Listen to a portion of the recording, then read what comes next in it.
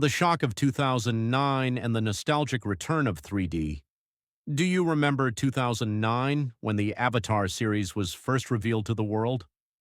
At that time, theaters were truly a crucible of revolution. The experience of images, once confined to a flat screen pouring out right in front of your eyes, the moment you put on 3D glasses was nothing short of a shock. 3D technology, which was unfamiliar until then, seemed to become the new standard for the film industry, starting with Avatar. The immersion provided by the depth gave audiences an experience beyond simple viewing, acting as a catalyst for countless movies to be produced in 3D and 4D formats afterward. However, do trends come and go, or was it a limitation of technology? At some point, even sci-fi movies began to avoid 3D production, and stereoscopic movies felt like fading relics found only in theme parks. But I faced that forgotten sensation once again through this film, Avatar: Fire and Ash. Unexpected 3D glasses. Is it a movie or a game? When I absent-mindedly took the item handed to me by the staff at the theater entrance, I paused for a moment, realizing it was 3D glasses. I had visited without realizing that this movie's main format was 3D. The landscape of Pandora unfolding beyond the 3D glasses I wore for the first time in a long while was certainly three-dimensional and magnificent. However, it was different from the fresh shock I felt in 2009. We now live in an era where we can access immersive visuals anytime through high-resolution VR devices or console games, even without theaters. Perhaps that is why, throughout the movie, I couldn't shake the feeling that I was watching a long cutscene of a high-end game implemented with the latest graphics engine rather than a well-made film. Technology has advanced, but the unique texture provided by the medium of film seemed somewhat diluted. Expanded view with Screen X, a world where aliens are protagonists.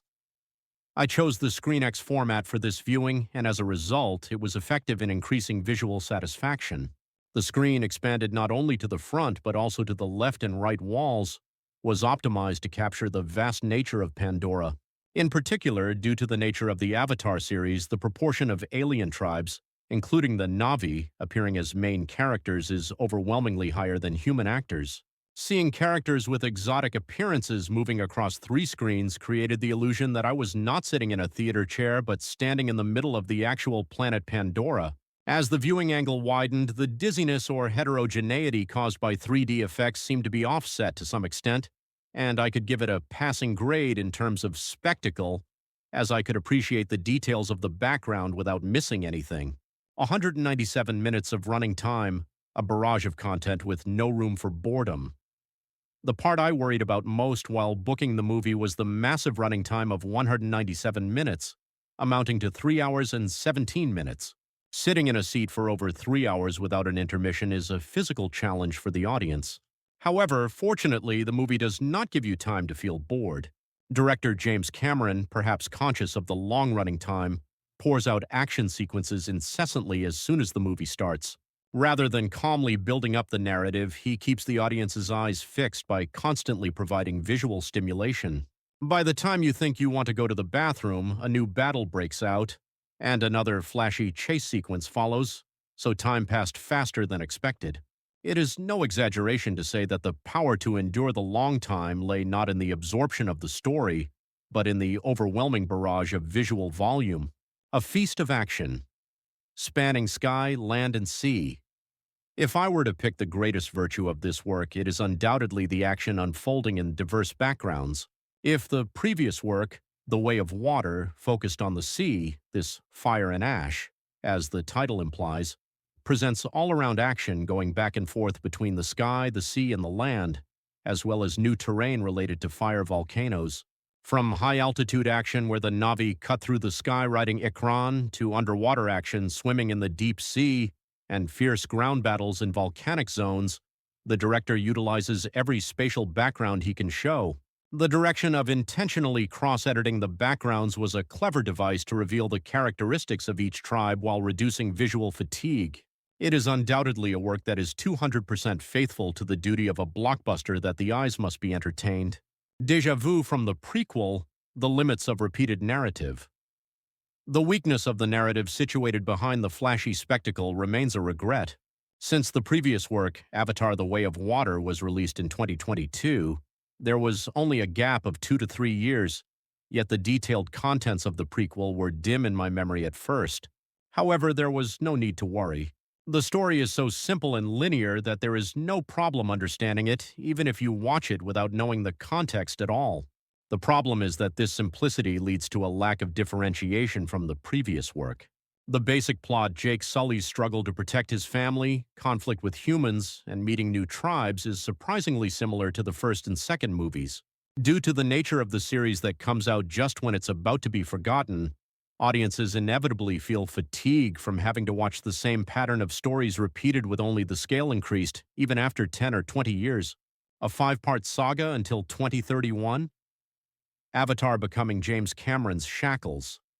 The Avatar series is currently planned up to 5 installments, with the conclusion scheduled for 2031. Throughout the movie, the question, is there really a reason to drag this story out this long, did not leave my mind. The worldview has become vast, but the substance filling it has not improved significantly from the first movie. What is most regrettable is the fact that the talent of master director James Cameron is tied to this single project called Avatar. It is sad as a movie fan that his creativity, which rewrote the history of genres with every work released such as Terminator, Aliens, and Titanic, is now trapped in the world of blue aliens and can no longer show us new worlds. Is it a movie for technology or technology for a movie? James Cameron has always been a director who created new emotions by perfectly combining cutting-edge technology with cinematic narrative. The liquid metal in Terminator 2 or the sinking scene in Titanic were textbooks showing how much synergy is created when technology serves storytelling. However, the current Avatar series gives the feeling that the cart is put before the horse. I get the impression that the story was fitted in to show off advanced VFX technology, rather than using VFX visual effects to effectively convey the story. It feels like a technology demonstration shouting, "We can express fire and ash this realistically," or "We implemented the texture of water to this extent." There is technical wonder, but the freshness of a narrative that resonates with the heart is hard to find. Appearance of new faces and concerns for parts 4 and 5. What was impressive in this movie was the new tribe Ash People and Una Chaplin in the role of Varang at the center of it. She became a topic of conversation due to her background as Charlie Chaplin's granddaughter, but she infused tension into the play by showing intense charisma and acting skills even in her short appearance. Her appearance provides a very small clue for the upcoming 4th and 5th installments. But honestly speaking, worry precedes expectation about what new stories the remaining 2 movies will tell.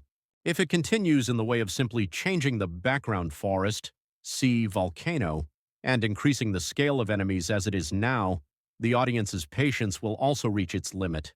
Can James Cameron show the aspect of the genius storyteller we knew in the remaining series? A blockbuster that pleases the eye but leaves the heart hollow. The regret remains that it would have been a much denser and more thrilling movie if the running time had been boldly cut by about 20 to 30 minutes. I wonder if the director's greed to show too many things rather became poison.